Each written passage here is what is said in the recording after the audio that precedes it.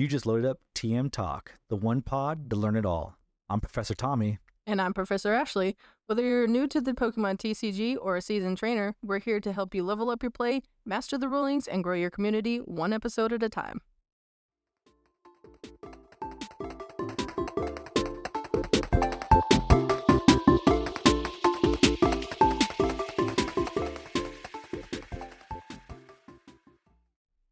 All right, hello, and welcome once again to another episode of TM Talk. I am Tommy. I'm joined with my awesome co-host, Ashley. Hello. And we are going to talk today about all things 2025 Pokemon Worlds. We're going to talk about the results, how our top players that we picked from our last episode on Worlds did. And we also have Ashley, who went to Worlds, got to experience it firsthand. She's going to tell us all about her exciting experience there. So you definitely don't want to miss any part of this episode. So thanks for joining in. Before we do that, let me do some admin stuff real quick. Hey, I just want you all to know, if you want to connect with us, you can find us on Twitter, X, Instagram, and YouTube at TM Talk Podcast. And definitely feel free to DM us there, to reach out to us. And also email us. You can send us your questions, your deck lists, if you have questions about rulings, anything at all, talk to us at tmtalkpodcast@gmail.com. We want to hear from you. We love hearing from you. So please reach out. You can definitely, your email or your message on Instagram can definitely be what we talk about next episode. So please do that with us. But hey, as we're talking about that, I haven't seen Ashley in a while. So Ashley, why don't you tell us how you've been doing? How's your week been going? And everything else. What's going on? I've been doing all right. It was definitely different coming back from vacation at Anaheim into back to the normal work week and getting back into the swing of things, because it was such a surreal experience. And now I'm back home doing normal things, and I only got to go to Pokemon one time this week instead of two. I didn't get to join you guys during your cup, which I was kind of sad about because I really wanted to try and win that Champions Ethan's Ho-Oh mat, but it's all right. Hopefully I'll be able to play in a cup sometime soon. But I went to my grandma's house this weekend out of town and helped her with some stuff to get ready for a garage sale.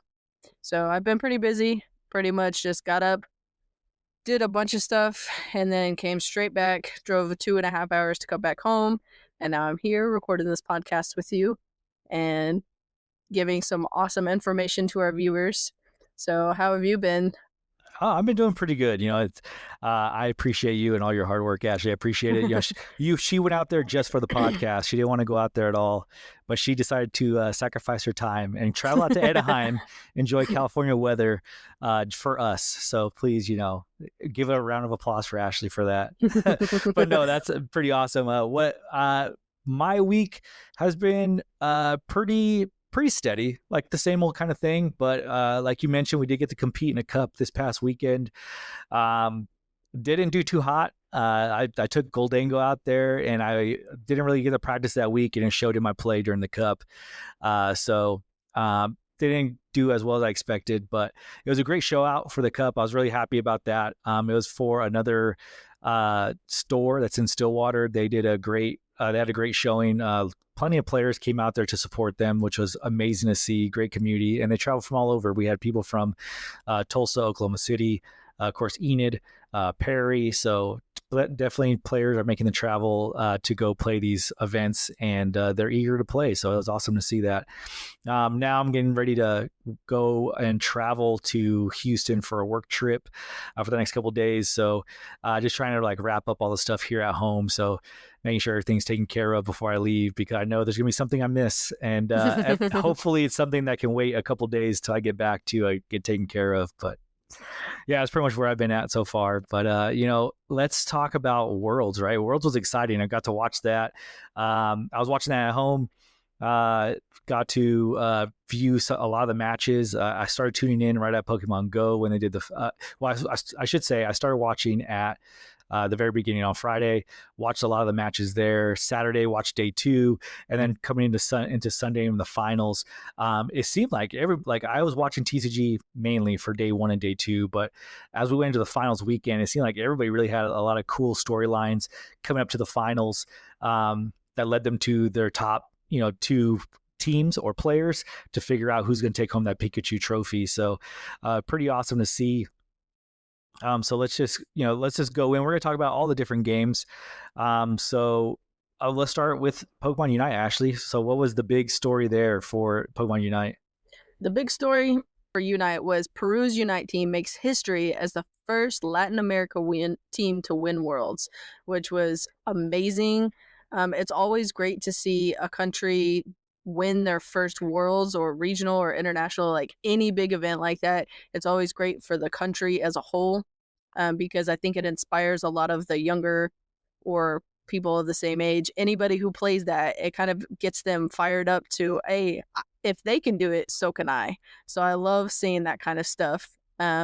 So hopefully maybe we'll see kind of a bigger shift in the competitive Unite scene, because they're changing the way that you get the invites for Worlds. Instead of doing the points, they're doing it by invite. You have to go win the regionals and stuff. So yeah, it's good. It was pretty awesome to watch. I got to watch just like, before we talk about my experience later on, I did get to watch just a little bit of the Unite at the beginning, and I actually watched a little bit of Peru's match, so it was really cool to watch. That's awesome. Yeah, we definitely got to talk about that and talk about that arena experience that was out there. So little tidbits to keep you guys hanging on for more. But, the next game that was up was Pokemon GO, and that's another great story. In Pokemon GO, Beezle Boy, he wins Worlds from the losers bracket. So if you're not familiar with Pokemon GO's structure, is that they have a winner and losers bracket. And how it works is that at the finals, and this is at regionals, internationals too, if the winner of the losers bracket wins a best out of 5 in their first set, then they play a whole new set to figure out who's going to win. So it's almost like tennis rules. If you know how to play tennis, like you kind of have to like win a certain match point and things like that. It's the same kind of thing here. And the big story here was that he was playing against Patoman, who is a big Pokemon Go player out there. And Beezle Boy went from the loser bracket, won their best of 5 the first time, won their best of 5 the second time. And he was only one of 2 Indian trainers in attendance. So that was really awesome, really inspirational too, to see that. You could tell he was excited, not only for himself, but to represent his country and to show that, globally Pokemon Go, there's a lot of great competitors out there. So he really brought home that win and showed his dominance there. So that was pretty awesome to see. And for the next part, we have the VGC winners. So for the junior world champion, it was Luke Whittier. The senior world champion was Kevin Hahn. And the cool thing about Kevin Hahn is last year he actually won Worlds as a junior. And so he comes back again as a senior whenever he goes up in a division, and he wins the world championship again. So to have it 2 years in a row and to have it in 2 different divisions is amazing feat. And then for the master world champion, we have Giovanni Chesky. I think I said that right. He took the Masters with, this was amazing to watch. He took, in the last match, he terrored into the Stellar type with his Brute Bonnet and took the 1-hit KO with the Moonblast on the Koraidon. And after that, it was pretty much over. And he was able to come out champion. And something that I actually did hear, because I listened to a different podcast about Gio that he came on the other day. And he's actually been playing for like 10 years, and he's always been really, really close. But this was actually his like first big win. So his first big win to be a world championship is amazing. Yeah, that is incredible and an awesome story. With USA sweeping all age divisions in the VGC as well. So pretty exciting for that. And I know that Masters match was historic with that Terra Stellar hitting with that 1-hit KO on Koraidon. So that was pretty awesome. All right, so hey, we talked about the other games. Let's talk about what's close to our hearts. Pokemon TCG, right? Let's talk about this here because there's a lot of great stories almost in every single division, either showcasing a deck or kind of like playing out almost, those like ESPN type stories that you're talking about with high level athletes here. So I'll start off with the junior division. Yuya Okita wins with Raging Bolt. And not only did he win, he showed the dominance of that deck, really stopping his opponent from setting up with Dragapult, and showing that, hey, the baby bolt, as we call it, which is the non-EX version of Raging Bolt out there, is really an MVP in that deck. Like it has made such a difference for that Raging Bolt archetype, since that card has come out, for it to show its dominance again. Because at first it was out there, it was doing well, but it was just missing that one prize attacker. So really, any other deck could just put up a one prizer attacker out there, make Raging Bolt go off prize mapping of its 2/2/2 line, and then from there you can kind of trip up Raging Bolt. But now with this baby bolt, as we call it, it's really evened out that playing field, and where you can actually take multiple prizes with it, because it can snipe the bench, and it does 30 damage for each energy attached to it. So you have Sada's Vitality, which can attach to it as well, like, just accelerate that energy even more, and just making it that much more of a threat. So I'm really interested to see how Raging Bolt adjusts here after Worlds into the new meta, and see if it can pull out another great win in some of these regionals that we have coming up. So for the seniors division, we had Fuguan Liao from China. He beats Gabriel Fernandez and takes away his chance at a perfect season. But he became the first Chinese champion with the Goldango EX Joltik box. And what's even cooler about becoming the first Chinese champion is, in mainland China, they just like got all the cards just a couple years ago. They're still catching up to us. They don't even have all the cards out that we have right now. So for him to come from very, very behind, but still come out the world championship is amazing. Yeah, definitely speaks about his ability as a player and his way to read the meta and play on a global scale, which is amazing. I mean, and as you said, right, Gabriel Fernandez was the finalist for the senior division. If you haven't heard about Gabriel, I don't know where you've been, if you've been following TCG, but this kid, not a lot of people talk about the senior divisions, right? The other divisions, master divisions, just gets all the hype, but Gabriel Fernandez came out this season, won every single international there was. He won LAIC, EUIC, and NAIC. And I bet you if you had a bingo card or you had people's picks, he was the one to win Worlds to complete this perfect season. But he did not win because, and a lot of people think it's because of a penalty received in the first game of their match, which was due to a misshuffle. He was shuffling his opponent's deck. It was right down the wire. They both had 2 prize cards remaining, and he shuffled Fugyon's deck right before a coin bonus, and I think it was he needed a superior energy retrieval and a boss, I believe, or some kind of gust to be able to take the prize. And as Gabriel's shuffling, accidentally, you can see a card flip over as he's shuffling. He puts the deck down. Liao goes to do the coin bonus. He picks up 1, 2, and that third card is the card that's flipped over from Gabriel's shuffle.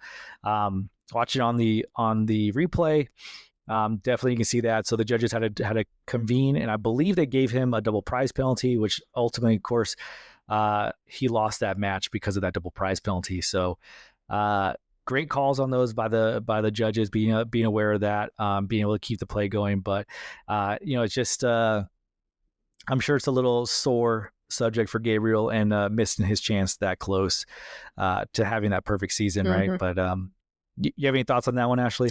Yeah, I could definitely tell his disappointment watching the stream, because I didn't actually get to watch it in person. I was on my flight, but even watching it on stream, you could tell how disappointed he was in himself for what happened. Yeah, but I mean, he has it can be disappointing, but he has nothing to be disappointed about. He had a stellar season. It's definitely his last season in seniors as well. It would have been great to put that like historic marker on there, right? Saying like, hey, I won every major event. But I'm excited to see what he does in the Masters division this year. If he can bring his skill set and if he can translate all his wins and experience in the senior division to the Master division, and maybe he could put all these more experienced players on notice that he's coming in and he's coming in hot. So I'm excited to see that. So let's start talking about the Masters division, right? Let's take a look real quick for the meta share for this Masters division. I went through, and if you don't know about this site, it's called PokeHive. They're on MetaFi and they're also on X. And what they do is at every major event, they actually compile all the numbers, give you a graphic about how everybody did on day 1 and day 2 of an event, what decks were out there, what percentage of the meta were they, and then also they give you like deck breakdowns and show you exactly per deck how they did per other major matchups. So great way to kind of digest all the statistics of the game, figure out maybe what's your next best play. So definitely check them out. It's PokeHive. But they showed day 1 here on August 15th. There's 718 total players in the Master Division and Worlds. Almost 23% were playing Goldango, which was like unbelievable. I don't think anybody was prepared to see Goldango be the top deck in day 1, especially that high, almost 23%, which is crazy. And there's a lot of major players that played it. Falling right behind Goldango was Dragapult, Dusknoir.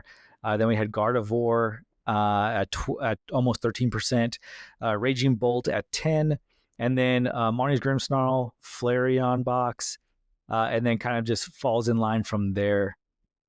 It's pretty interesting to see that meta share out there.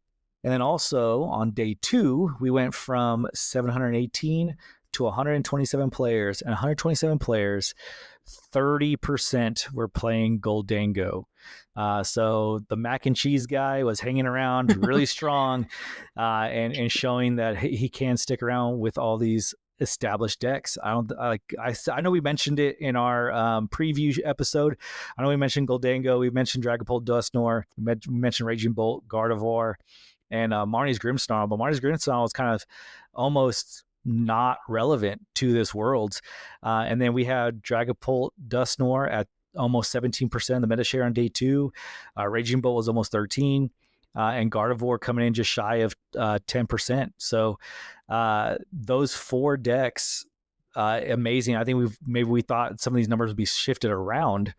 But what do you think about these meta calls that these world-class players made, Ashley, and their deck choices? I could definitely tell that we were going to have like a ginormous Goldango, and I kind of figured that Gardevoir would be kind of low on the lower end, just because I think some people, they're kind of worried about the Grimmsnarl matchup and whatnot, but it was still a really good pick. So going from day 1 into day 2, the Goldango, it was actually kind of surprising, but not surprising at the same time, because it gained a few really good cards to make it a super well, a really good deck. So to see that percentage go up was actually kind of cool to see. Unfortunately, it didn't do as well, but the interesting thing was the Dragapult Dusknoir, it almost stayed the exact percentage. So we're going from 17.1% to 16.5%. So it's kind of interesting to see that most of the Dragapult Dusknoir players made it into day 2. So that was probably the most consistent. But the Gardevoir going from the 3rd biggest deck to the 4th biggest deck, and then at winning Worlds, was kind of cool to see. Yeah. So it was kind of interesting to see what everybody decided to choose.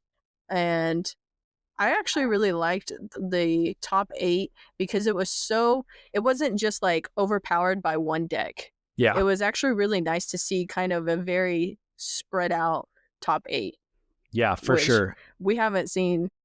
I feel like we haven't seen that in a while. Most of the time, it's one or two decks really dominating it, but this world, it was very spread out, which makes it, you can tell that the meta is very kind of, the playing field is very even, Yeah, it's which very is open. really, yes. Yeah, it's very open. You're right, Ashley, because I think there's not one deck that rules them all. Right now, um, every one of these decks we're talking about does have a counter out there that does have a poor matchup into one of these other decks. So it's kind of playing the game of like, okay, well, how many people are going to play Gardevoir? And if you're going to play Gardevoir, if the majority's going to play Gardevoir, I'm playing Grimmsnarl. And or vice versa, right? Like how many people are playing Dragapult Dusknoir? If everybody played Dragapult Dusknoir, I'm playing Gardevoir, so on and so Hmm. forth, right? So it's kind of like that triangle that we know from Pokemon all along. That not there's not one type that beats everybody else. So and talking about Gardevoir, right? Gardevoir actually came out on top of this Worlds. Riley McKay from Canada goes into the finals against Dragapult Dusknoir and Justin Newdorf and wins Worlds. And it's really a great story for Riley because really, I don't think a lot of people knew who Riley was until NAIC. Really, he had, I think everybody knew, like, caught his name from his top four finish against Tord, and that he did the awesome play now that everybody's talking about is the pass play in turns, knowing that if he passed, he was going to give himself a better chance to win that, and he did, and then ended up being the finalist NAIC, losing to Isaiah Bradner.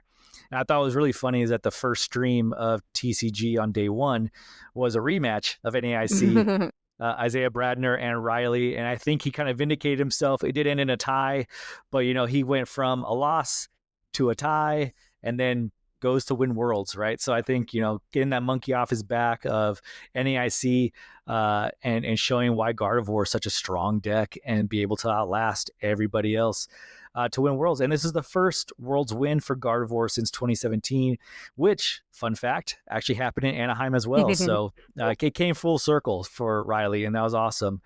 And not to take anything away from Justin Dudorf, a great player in his own right, really gave Riley a run for his money for that finals. And funny story is that Riley tested with Justin days before Worlds, like right when they got into Anaheim. Their play groups kind of got together. They actually tested against each other, and from that, Justin even changed some of his list based on that testing to help him get to where he was, which helped him become a finalist. So, what do you think about that, Ashley? Yeah, I thought that was really cool, especially that they tested with each other that week. Like, they're friends and they got to test with each other, and then they get to play in the finals of Worlds. Like, that's amazing. Uh, so I think their testing did help, and it's probably a good thing that they did test because Justin made it all the way to finals, even though he didn't win. Um, if they wouldn't have tested, he may not have made it to the finals because he might not have made those deck changes. And sometimes it's a lot of the times you don't really want to make those last minute changes to your deck, but sometimes once you practice different matchups, you realize, oh, hey, this card may be better than this one, so let me switch them out. And it does give you a lot better advantage. And I think in this case, it really did. Yeah, for sure. So yeah, it was a great match. If you didn't get a chance to see it, I would say go rewatch it on YouTube, the Pokemon channel. You can rewatch any of those matches that you want to see from Worlds. And if you want to get an idea about how to play some of these decks or see how they kind of played those matches, it's really awesome to watch. So, hey, we talked about the best. We talked about the best two from this season. Let's talk about the rest. And let's talk about specifically the players that we talked about on our preview episode. And talk about really the big story from Worlds as well was, where did all the known players go? Because we were watching players like Tord Redcliffe, Azul Garcia Griego, last year's champion, Fernando Cifuentes, Raul Reddy. We mentioned Jesse Parker, who came in third last year.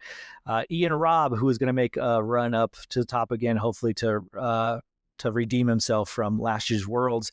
And the story is that a lot of these players went 4 matches and dropped, found their way that they were out of day 2, decided to drop from the tournament.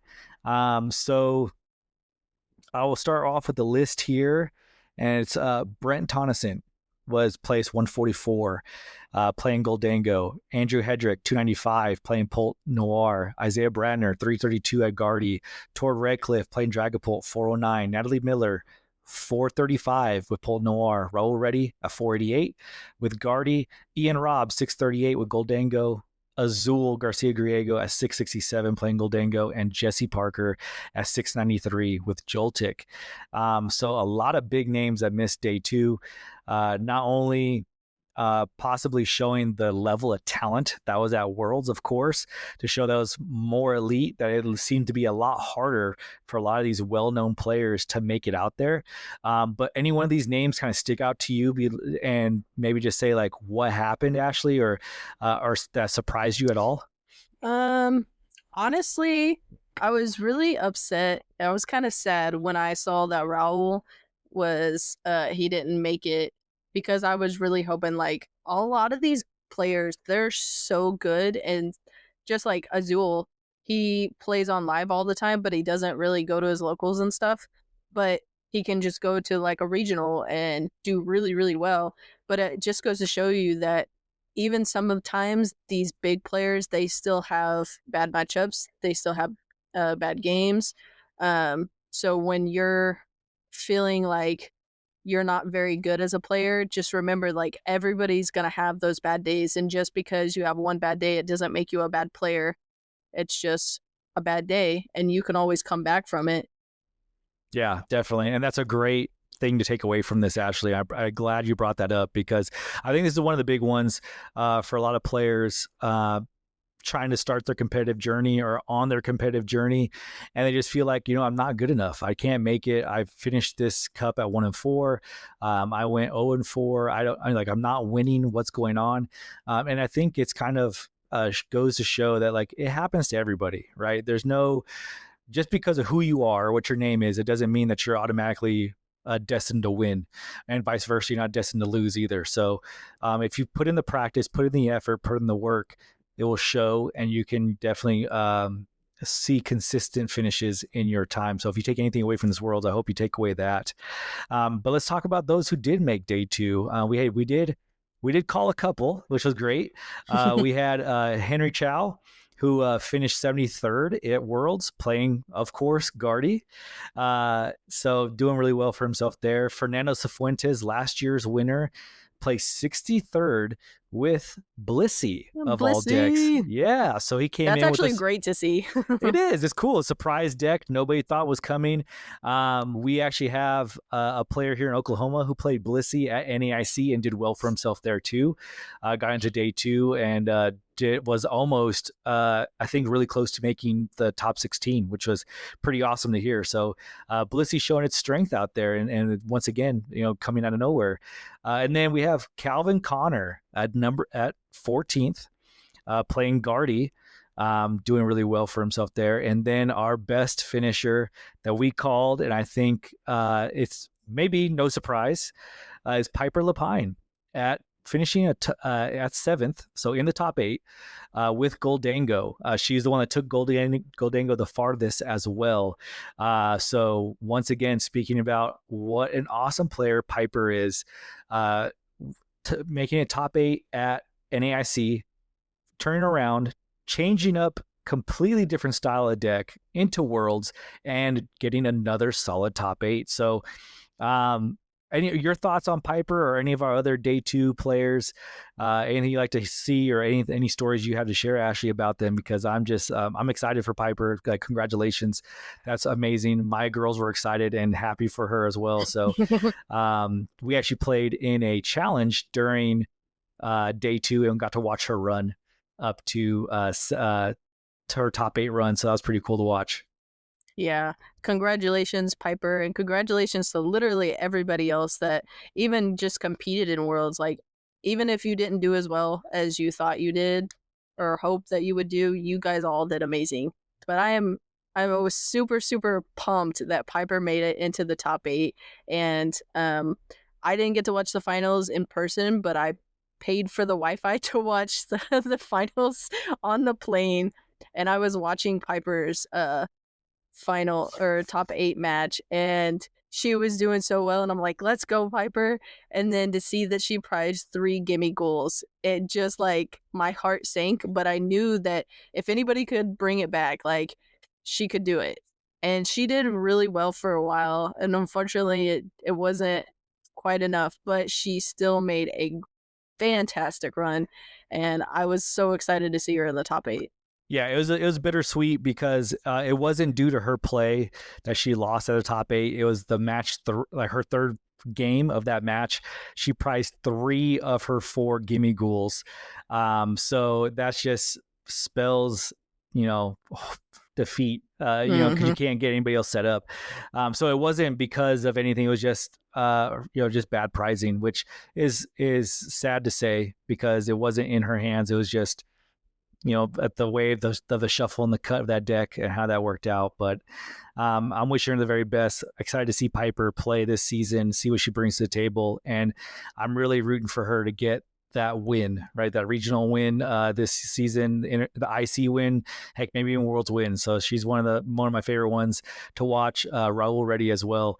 Definitely looking for him to do really well this season. So let's talk about some of the conversations that came from Worlds.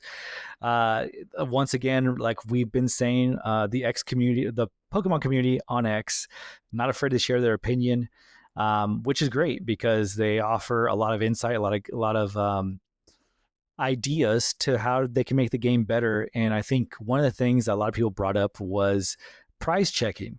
If you don't know what prize checking is, that is where on your first deck search, so either you play a nest ball or any way you get to search your deck, you look through and you try to figure out what 6 cards you prized from your deck. So looking at that and trying to figure that out, count your Pokemon, catch your energies, all this kind of stuff. So some people were actually keeping time and said that in the finals games, it was 2 minutes on average for their deck search and their prize checking on their first turn, which is pretty, that's a long time, right? I mean, you're talking about 5 minutes per game, just about between the two of them that you lose out just for checking prizes. And there's not really a clear rule on that. There is, I mean, of course we have in the rule book that you have 15 seconds per action taken to complete your action of whatever you're doing in Pokemon. But it does say that there's some leeway for the first deck search and things like that. And there's no clear, like, hey, it should be 45 seconds, it should be 30, it should be a minute, whatever. So there's no clear guidance on how long that initial deck check should be. So we kind of see maybe players taking advantage of that.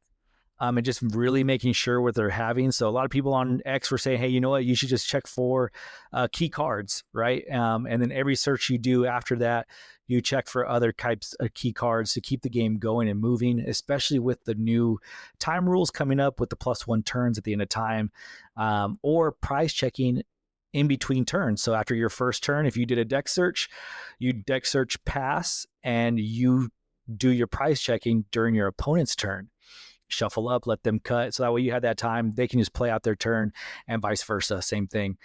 So one of the players, Jake Gearhart on X, a real smart guy, really well known in the community, always has a lot of ideas and explains why his ideas are. He actually came up with the idea or has been championing the idea of instead of drawing 7 and then getting your basic out and then putting out your 6 prize cards, to actually draw 12. Draw 12, and then you choose your 6 cards for your hand, shuffle up, and put the rest as your prize cards. That way, it will kind of it takes away, first of all, the time of prize checking because you already know what it is. The 2 players that do it at the beginning of the game, they'll be doing it simultaneously. So whatever time that we lose from that is done together, they can put that out. And then also, too, like at the first game, the time doesn't start until they actually draw a card for turn. So a lot of good ideas about it. A lot of people seem to agree with him. What are your thoughts on that, Ashley? Like, what did you think about this conversation about prize checking? Do you think it's that big of a deal? And Well, what are your thoughts on how can we fix it if we need to? So I've actually seen Jake actually talk about this, but I've seen a lot of other, especially after Worlds, I've seen a lot of other players talk about this same idea. And I do like the idea of drawing the 12. Not only will it help not have like the same prizes like Piper did or even Justin did in his finals match, but it also gives a bigger chance for you to have a basic and a less chance of you to mulligan as well. And I think if we can eliminate some of that time too, because there's some decks like last year when Iron Thorns was big, the mulligan's crazy because there was only 4 Pokemon. So I think if we did that, it also kind of eliminates that, which also takes it will give the players more time to play as well. So I do kind of like that idea because a lot of really big players, whenever they're price checking anyway, they typically write down their prizes. So if you just pick your hand and pick your prizes, then you can write them down and then you already know what's going on. So I think it does kind of save a lot of time in that aspect. Like for me personally, whenever I price check, I pretty much just do like what you mentioned earlier. I just look for the key cards. Like whenever I'm playing Guardy, I look for my energies and I look for my Guardy line. Like that's the biggest one that I look for in my secret box. And I try not to like whenever I'm flipping because I have smaller hands, so it takes me a lot longer to kind of flip through my deck. But whenever I do it, I limit myself like 3 times through, that's the max. Like if I've already gone through 3 times, then I've got to shuffle because I don't want to take that long. Um, that's what I do. I don't know what everybody else does, but that's typically what I do. And then um, just every time, like if I artisan or use an S ball, I use that to check for a couple more cards just throughout the game. So Yeah, for sure. And I do the same thing. Like I of course I look for that pink card, right? That A spec card. I want to make sure it's in my deck. 'Cause it gives me probably the better chance to win if I have that, or at least be able to play. If I'm playing Goldango, I can go, oh no, I'm in danger if that thing's prized, and try to figure out how I'm gonna get these energies out. But or like check that, like you said, check your main attacker line. Make sure you have all those Pokemons in there. Perhaps maybe if you're looking at the next turn, hey, do I play Evo? Is that in here? Can I get to Evo energy? Like how many energies do I have? And then kind of finish that up there, right? And then every time I do a search afterwards, it's like, okay, do I have this card for that? I don't write notes, and maybe I should, because all my games start to blend together. I'm like, wait, did I prize this already? Did I check for this? So I understand the note taking aspect of it. But it is part of the game, right? To kind of figure out, hey, if I already know what my 6 prize cards are, I know what this is. I do believe there should be some kind of ruling from Pokemon in the guidebook about a max time of to search for this, because it can get out of hand. And if it does, then it's just there can be like intentional of people taking longer, especially like in a game 2, if they won, and now they're taking a little bit longer and like writing notes and going back and writing something else and doing this kind of thing to kind of maybe kill the clock a little bit. I don't appreciate that. I think hmm if you can win, you should be able to win in the game, not with tactics that have to do with taking away your opponent's time to play the game. hmm But I'm gonna leave it up to our audience here. Tell us what you think about prize checking, this conversation. Let us know what you think should happen, or what would be your ideal situation with prize checking, or how do you prize check? What do you look for? So hit us up on tmtalkpodcast@gmail.com, or feel free to message us on any of our socials. So I think as we talk about Worlds, watching it at home was great. It was exciting to see that, to see all the new things that came out at Worlds as well. The arena experience for the first time, I think that was super cool. I was totally pumped when I saw that final stage. I was like, whoa, it was legitimate. If you didn't see it, go check it out. That seemed pretty cool. But like we mentioned earlier, Ashley was in Anaheim for Worlds, soaking it all in, getting all the experience, and she was taking notes diligently the whole time for us, to talk about Worlds at 2025. So Ashley, how was it at Worlds? And what do you take away from Worlds, and what kind of experiences that you can share with us about how it was? First of all, this was such a surreal experience. Like, I am so beyond thankful that I won the lottery to purchase a spectator pass. And I'm very thankful that I did the 3-day pass because there was so much stuff to do. And even though I spent all day Saturday, a little bit of Friday, and a little bit of Sunday, like, I still had nowhere near enough time to do everything that I wanted to. But there was so much stuff. Like, I got off the plane and I Ubered for the very first time, um, all the way to the convention center. Um, and I just get out of the car and I walk up, and there's so many players there already. Like, there's a oh my goodness, I've never seen so many people in one spot before. And it was so awesome to see because it's just by the convention center there was just I mean, the sidewalk to go to this convention center, to the arena, and to the little building where they had where you picked up your spectator badges and everything. And then in between, they had it all lined up with food trucks, all lined up against the hotels. So it was amazing to see. But funny story, when I first got there, I remember messaging you guys in our group chat, and I said, guys, so I'm walking by and I just happened to look to my left and I could see through the windows this Gardevoir statue, and it just has its arms out and looking up with its eyes closed. And I was like, oh, I feel like that might be telling us who's going to win Worlds. And what do you know? Gardevoir actually won Worlds. Yeah, that was So cool. that was hilarious to actually see. Oh my goodness. But after that, I went and picked up my spectator badge. Shout out to whoever helped me. I didn't catch their name because I had my GoPro and I was trying to get some footage, and I set it up on top of the desk, and she just kind of moved it to make sure she could see me a little bit. And I was like, oh, thank you. That that was great to actually have somebody help me out a little bit. But I got my spectator badge. I had the lanyard. I got 2 packs of Destined Rivals to open.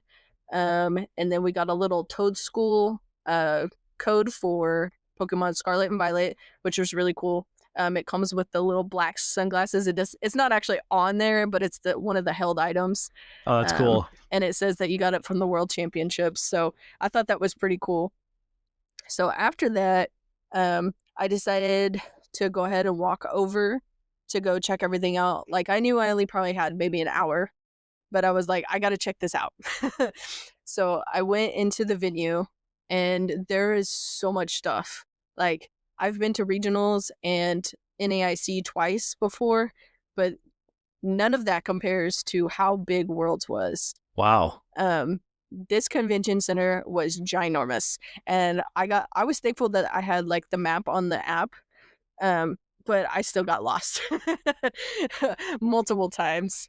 But I walk in there and there's the side event space, and then there was a big old Lucario statue. They had the Gardevoir statue, and then they had like a little quiet area.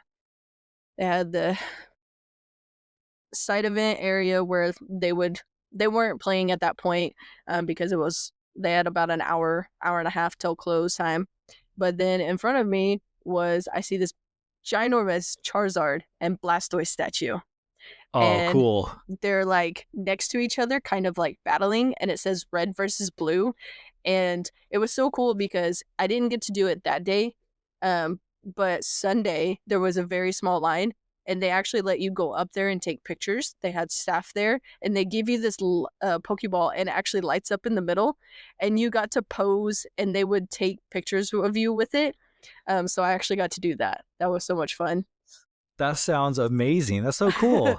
They had so many cool decorations and everything, but also in that same area, I didn't get to go in it Friday night because they had closed it already, but they had the vendors. They had a big old Snorlax that was sleeping for Pokemon Sleep. They had the Pokemon Horizons little TV playing the Pokemon Horizons show. They had the little Bandai model kit figures where it's kind of like a little teeny tiny shop where you could go in there and buy the model kits. What else did they have in there? I feel like there was some more stuff, but Yeah, so I want to ask you. 'Cause I know, like you said, there's those statues. Did you see the Nidorino and Gengar battling statue? I never got to see that. I saw pictures of people show that, but like I said, the venue was so huge, and I know that I did not get to see everything because I kept seeing pictures of that, and I was like, where are they seeing this at? Yeah, because for those of you that don't know, if you never, if you're not old like myself and Ashley, if you didn't play Red and Blue, that is the intro to Pokemon Red and Pokemon Blue. Is they kind of zoom in or slide scroll onto your Game Boy screen, Nidorino and Gengar, and they show a little kind of mock battle, and then it goes to the title screen. So, I think somebody put the caption on there that said like. Almost 30 years and they're still battling each other or something like that. So I thought that was pretty cool to see. But it's cool to have that they had those statues and you're able to kind of take some like interactive photos with them. It's pretty awesome. Did you sneak a Pokeball? I did not sneak a Pokeball. As soon as you get done with it, they take it back and then they wipe it down because they don't want to pass all the germs off. But those Pokeballs were so cool. I was like, I want one for myself. But so after that, let's see. I'm trying to remember what all was. I think that was pretty much it for that area. So then I kept walking around, and they have it split into different halls. So the next spot that I hit was where the actual competitive scene was. There was still, I think it was the last round of the day. So it was the last round before day 2. So they had some more stuff going on. And then I kept going and I just followed the path. And I ran into this little chalkboard wall where people could draw on it. And it had a big old Smeargle statue. And its little tail was right up by the chalkboard. And they actually had little chalk that you could draw whatever. And there were some actually really good drawings. I found, I took a picture of a Zacian one. Let's see, I had a Millet Kid one. I let my little Fuecoco draw one. I had to draw Fuecoco on there. It wasn't very good, but it was still pretty cool. And then right next to that, they had the Black Bolt and White Flare showcase. So when you walk in, they give you a little coloring page. They had, I think it was Lechonk, Quaxley, Pikachu, and maybe Eevee at the time. You could draw your own Pokemon card in there. But also in there, they had specific cards from Black Bolt and White Flare. And you could just go up to it and it was on display. It had all the artist name and it was actually so cool to see. And then they also had every single Black Bolt and White Flare product on display as well. So that was really cool. And then back behind that, they had the little drawing room where you could draw your own Pokemon card.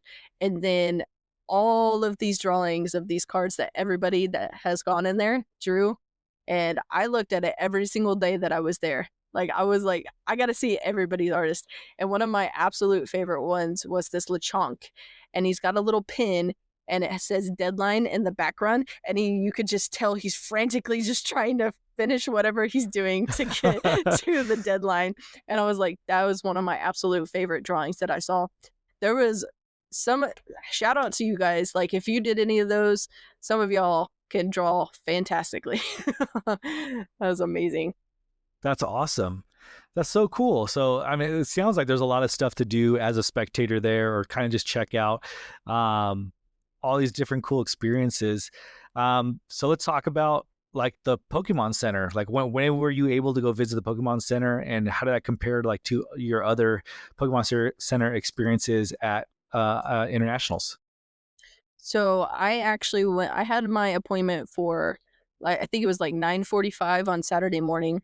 So I always try to get like an early morning if I don't get during the day. But there was so many people. Like, shout out to whoever was doing it, because that poor man probably lost his voice. Pokemon, y'all need to get him a microphone, a megaphone next year. Like, whoever's doing the Pokemon Center, please save their voices. But they still had a pretty good, like, by that day, it had already been going on a couple days. I heard some negative reviews about like the first day, how there were so many people and the fire marshal threatened to shut it down because there was just so many people there.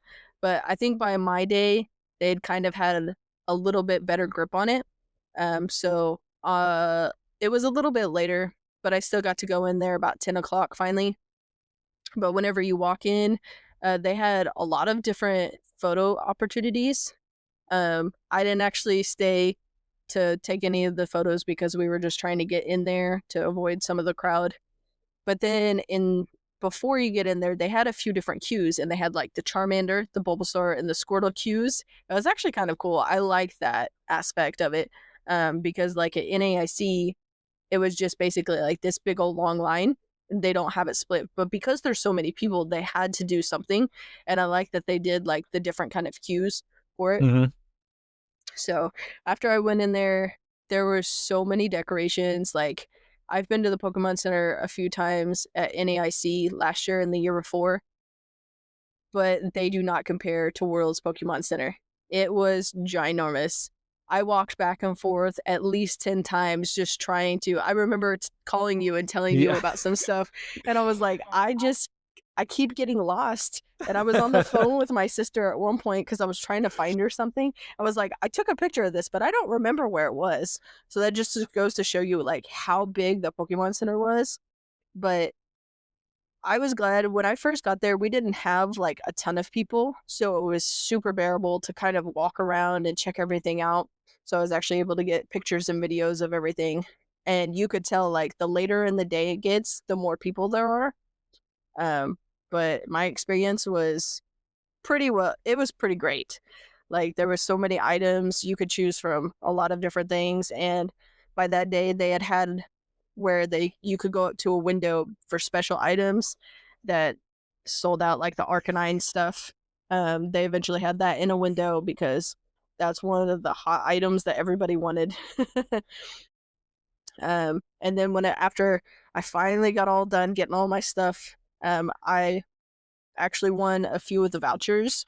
So I got both of the ETB vouchers and then the Shining Gyarados statue. So how they did that was when you were in line, they had people on the sides and they would scan your QR code and then give you like a little slip. I loved how they did that this year, because it helped keep the line moving. And then whenever you just paid for it, and then after that, you take your vouchers and your receipt and go over to the next area where you could actually get them. So shout out to them. They did a fantastic job at doing that. Like I was really impressed with pretty much my entire Pokemon Center experience. So That's awesome. That's awesome. Yeah. So I'm gonna give a big shout out to Ashley because I did ask her, hey, if you can get me some stuff, let me know what there is. And Ashley calls me, and I felt guilty because I was like, oh, I have a personal shopper at Worlds. Let me ask her if there's this. Let me ask, is there any Arcanine stuff? Is there any, whatever? And so big shout out to you. Thank you for that. I know you did that for a couple of people. So, of course.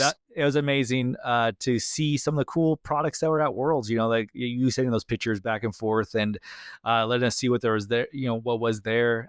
Just the logos and designs and things like that. So that's really cool. And it was super awesome that you got that shiny Gyarados statue.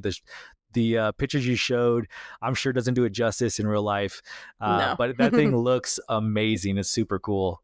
It was so awesome. Like my sister ended up getting it because I was like, I've already spent way too much money. But she likes Gyarados and she likes the shiny Gyarados. So I was like, at least I get to see it all the time. But I actually found out from somebody that I met there, whenever me and my friends were eating lunch one day.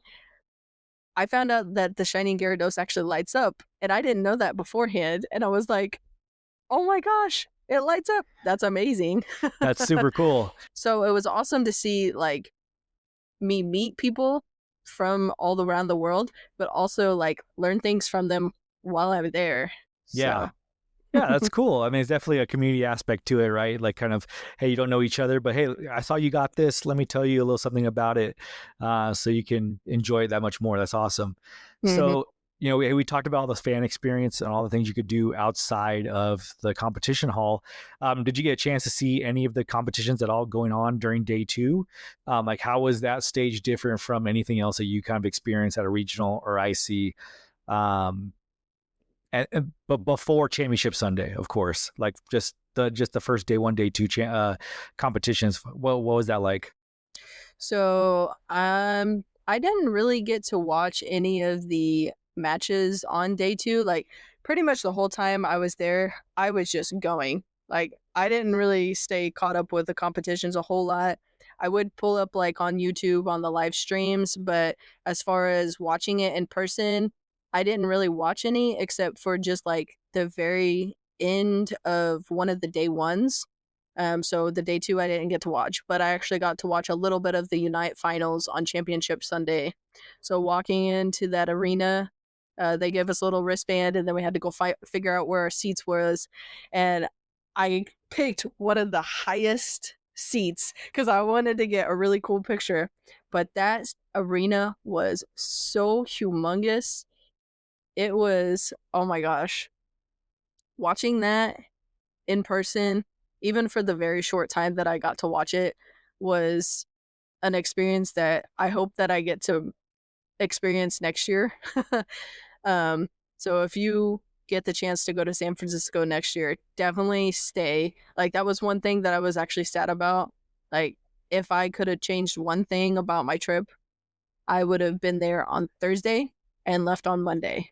I want to be there the whole time because I wish I could have watched the whole final Sunday because being in that arena is just amazing.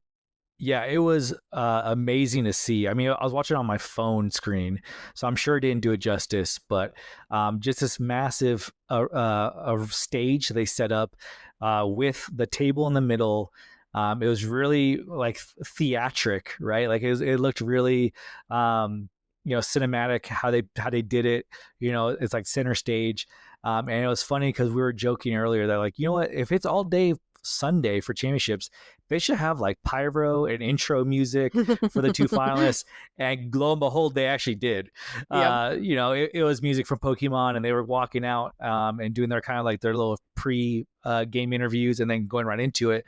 And I thought the really cool thing of that arena was that it was completely, I don't know if interactive is the right word, but it really did show you on the floor by the players what was going on.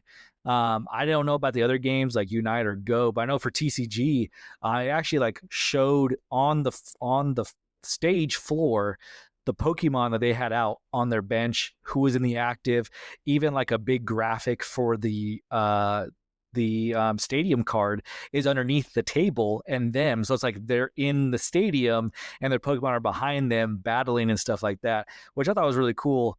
I made the joke that we're a couple steps away from having holographic images of our Pokemon just battling each other, like how we always want, right? Like we're thinking of, like, as we thought about being Pokemon trainer, we're like, yeah, I got this Pokeball, I'm shooting out Charizard, this thing's gonna light everybody on fire. The most dangerous arena experience you could possibly think of because everybody's getting a fire blast to the face. So. But it was super cool to see that. I bet because like you said, it was a big arena experience. It was probably pretty hard to see what was going on that table and to be able to blow it up like they did.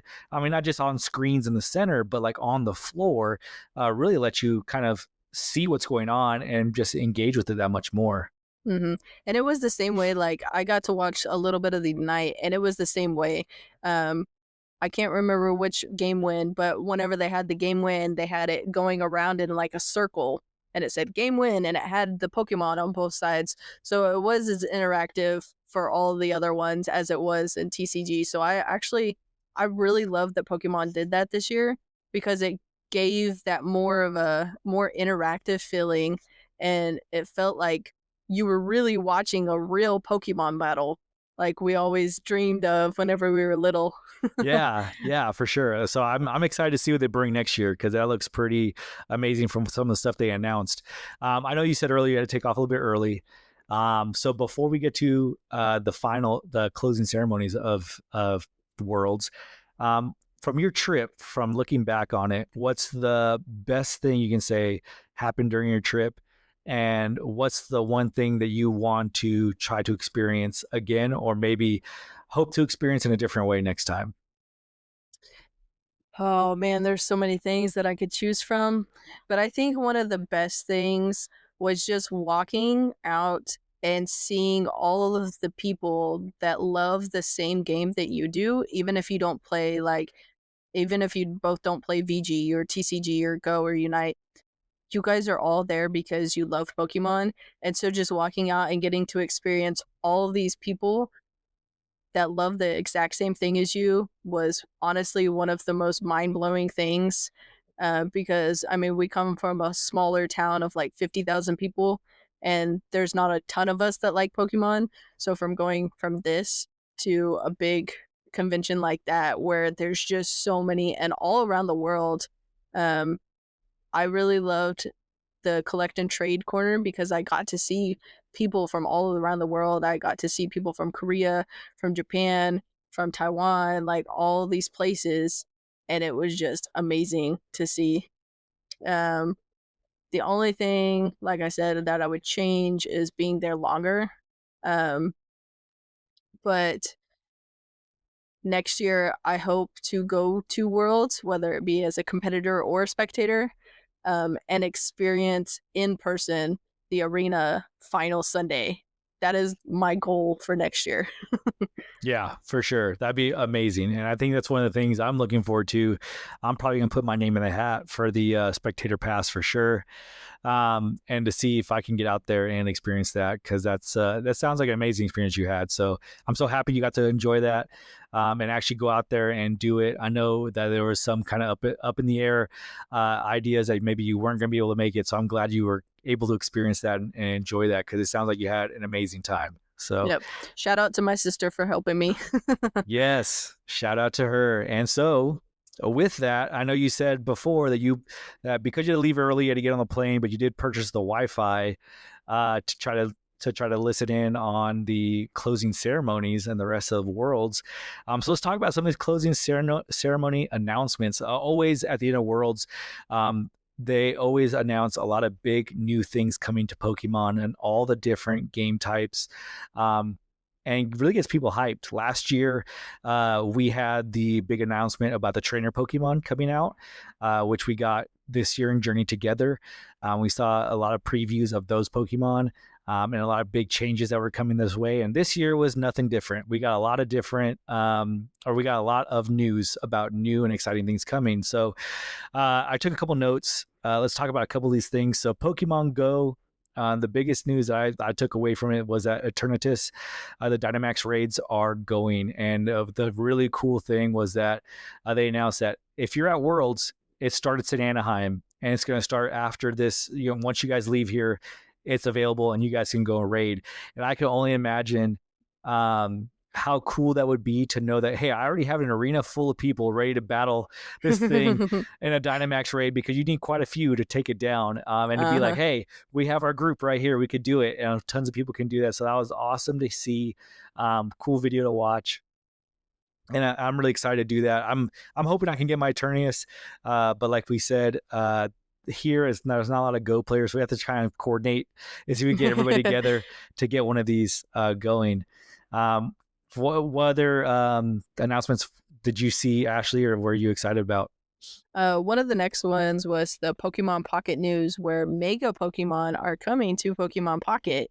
And if you play Pokemon Pocket, you know that like the one prizers would be in TCG, they take 1 point. And then if you knock out the EXs, it's 2 points. But if you knock out the Mega Pokemon, it's all 3 points. So you take that down and you pretty much win the game just from knocking out one Pokemon. So I think that's going to be really interesting to see. I know there's a lot of people who play Pocket, and they actually had a really big Pokemon Pocket competition at Worlds. So it'll be interesting to see if they add that eventually to like regionals and stuff. That'll be super interesting to see.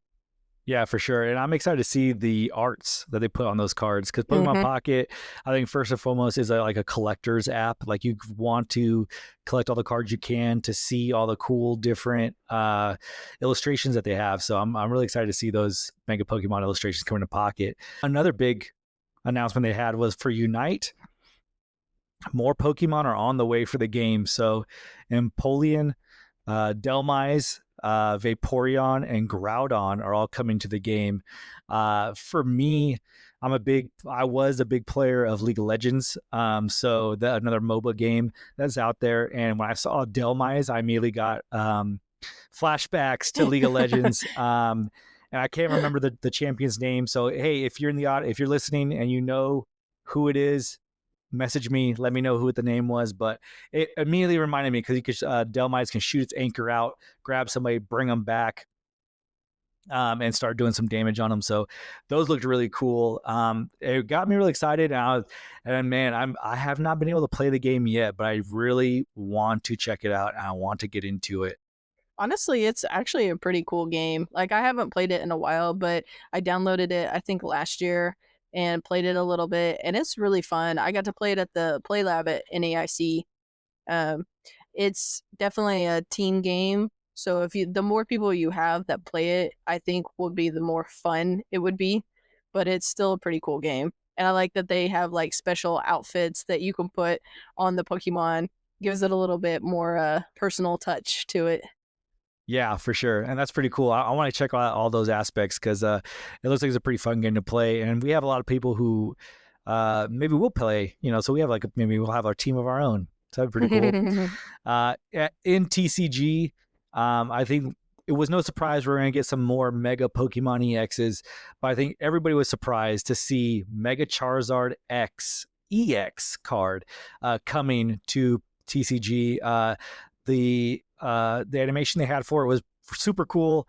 If you haven't seen Mega Charizard X, look it up. It's the coolest version of Charizard, in my opinion, that there is, with its black skin with its blue belly and blue flames coming out. It looks super cool. And they also showed a lot of special illustration cards for Gardevoir, Lucario, and that Charizard X. So it looked super awesome. And the attack on that thing looked insane. So I mean, on paper it looks crazy. Like you get to I think you do 90 damage for each fire energy that you take off of your Pokemon. So it's kind of like a Chin Pao. Yeah, well, but a super power. Yeah, Chip Out's only doing 60. Oh yeah, I know. Raging Bolt's doing 70, and then we have Mega Charizard X doing 90 per energy, like just wiping everybody out. It was pretty awesome. There's an Oricorio EX, Mega Oricorio EX, that actually accelerates fire energy as well. So those two are going to be paired together in when they come out into some kind of archetype for the game. So that looks really cool. And what about was there anything from there that you saw in the TCG that maybe I missed about talking about?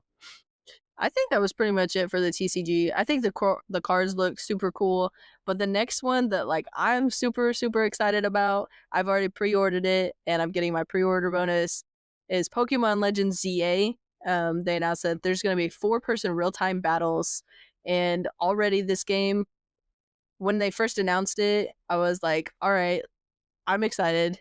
But the more that they announce, the even more excited I'm getting for it, because it's more, it's almost feels like it's gonna be more personable, like you're actually really battling. Whereas right now, Scarlet and Violet, it's just kind of like turn based. Mm-hmm. Where this is gonna be like real in time, Yeah, it's gonna be awesome.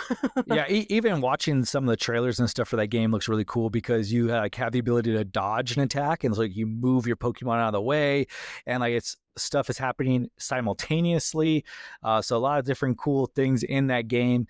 I'm excited to see how that plays out. I have not hit the button to do the pre-order yet, but man, I have been tempted so many times because that looks like a cool game to check out and to play. I got into Scarlet and Violet, on Violet specifically, playing that, and that was like the first Pokemon video game I played in a very long time, and it just reminded me, being full of nostalgia about playing those other games. So looking to the future and seeing that game, it looks pretty awesome. Another game that's coming out is Pokemon Champions.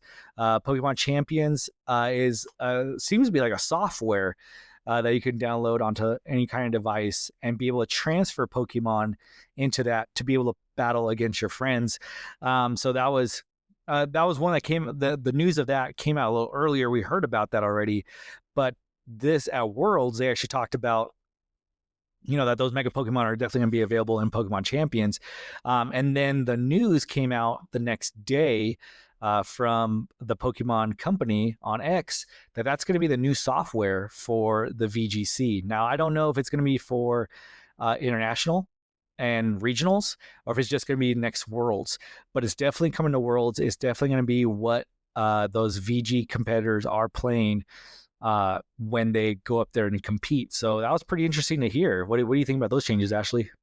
I think it's going to be interesting to see. I've actually heard a lot of VG players talking about this, and they're speculating that they think that we're going to play Scarlet and Violet and then Legends ZA for about half of the season. And they think that about halfway through the season, they're going to transition into the champions because I'm hoping that it's a little bit earlier than later for the people who are actually going to compete at Worlds because they're going to need that time to a little bit to adjust to the championship.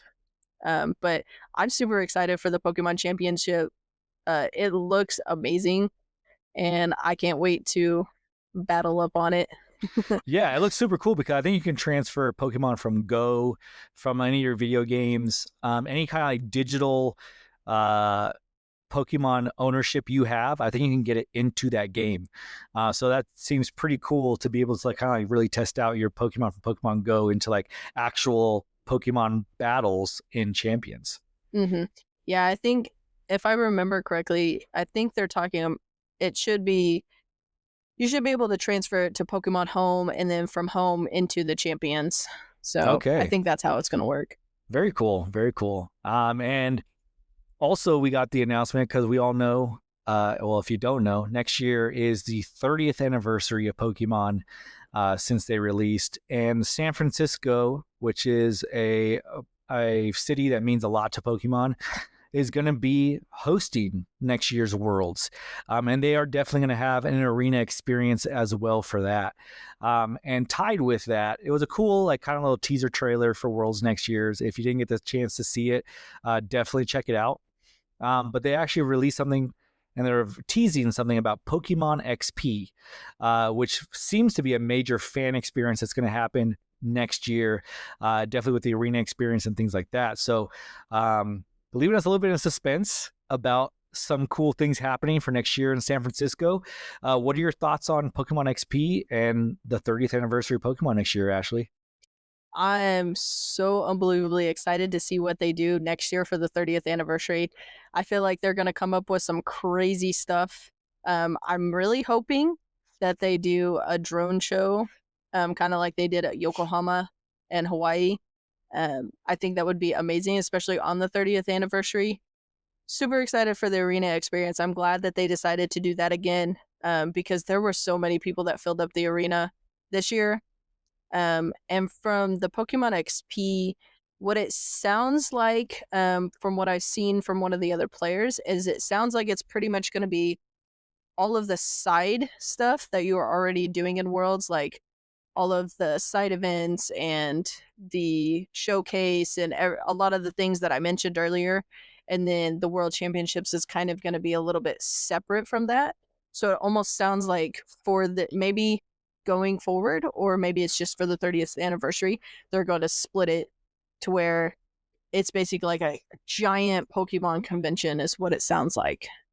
Oh, that would be pretty cool. I'm excited to see what that looks like and how that comes out. I mean, I think they blew me away with the technology they had for finals, for sure, with that arena experience. So I'm excited for next year and see what kind of stops they pull for the 30th anniversary. So any other things that we missed, Ashley, on Worlds or anything we wanted to talk about? I think we pretty much covered everything that we wanted to talk about. I think so too. I mean, for everything we talked about with the storylines that happened at Worlds, how people did, how our picks happened, and of course, Ashley's super cool experience that she had there. I hope you could tell how great Worlds was. If you didn't have a chance to watch it, I would definitely suggest find it on YouTube from the Pokemon channel. Check out some matches, check out some of the interviews and experiences from Worlds, and get excited for next year's Worlds because it looks like it's going to be a fun experience. So thank you so much for listening, and we'll talk to you next time. Thank you for letting me talk about my Worlds experience. We'll see you guys next time. You just used TM Talk. I hope it was super effective for you. Whether you're building a deck or building a league, remember, you've got this and we've got your back. If today's episode boosted your stats, share it with your party. And until next time, keep training, keep teaching, and keep passing that knowledge on.